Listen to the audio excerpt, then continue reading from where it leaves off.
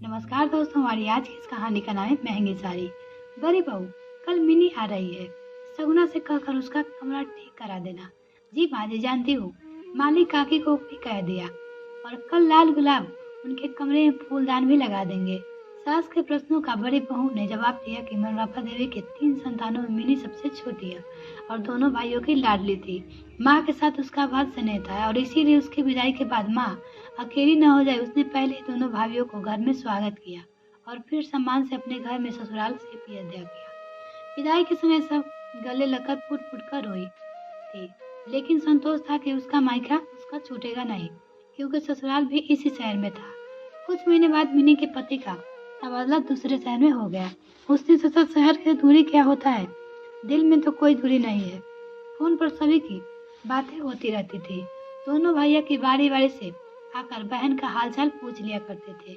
मायके जाने का उसका मन बहुत करता था, लेकिन पति की व्यस्तता के कारण वो अपने मन को मसोड़ कर रह जाती थी। एक दिन उसने किसी तरह अपने पति को अकेले मायके जाने के लिए राजी कर लिया और माँ को फोन करके बता दिया कि वह कल आ रही है।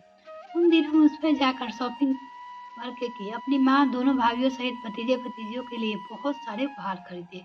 रास्ते भर सोचती रही कि माँ को ये कहूँगी कि भाविया के साथ मॉल घूमने जाएंगे वगैरह वगैरह। उसके घर से मायके की दूरी सिर्फ 3 घंटे की थी, लेकिन आज तो उसे ये 3 घंटे 3 दिन के समान लग रहे थे।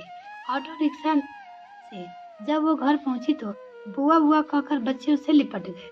बातें करते घूमते फिरते रहने में दो ये कैसे गुजर गए, उसे पता ही नहीं चला। कल सुबह बस उसे वापस जाना था।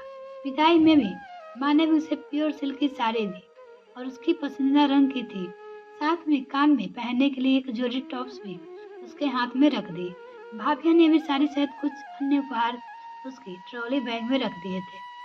माँ पोती को नहला रही थी। उन्होंने मिनी से कहा, बेटा छोटी भाभी से जिया के लिए एक फ्रॉक तो मंगवा कर ले आई आती हूँ माँ। कहकर वो छोटी भाभी के कमरे की तरफ चल दी। वो कमरे के बाहर ही थी कि उसकी भाभी आवाज सुनाई दी। छोटी भाभी से कह रही थी कि अरे छोटी, तुमने क्या मुझे बुद्धू समझ रखा है? मैं उसे 5,000 की साड़ी उसे दे दूंगी। 5,000 की 2 साड़ियाँ तो मैंने अपने लिए खरीदी थी। ये देख मिनी, साड़ी तो सिर्फ 400 रुपये की है।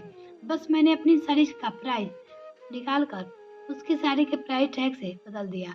सुनकर छोटी भाभी बोली, जी जी, आपकी होशियारी की तो बात नहीं होती है। और वो दोनों हंसने लगी। भाभिया की हंसी आवाज़ों से पिघलती शीशे का सामान लग रही थी।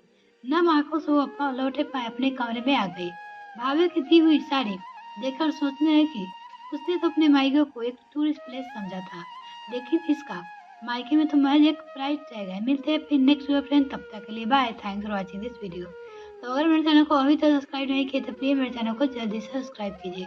साथ में बेल आइकन ताकि मेरे वाले वीडियो का नोटिफिकेशन सबसे पहले आपको मिल सके।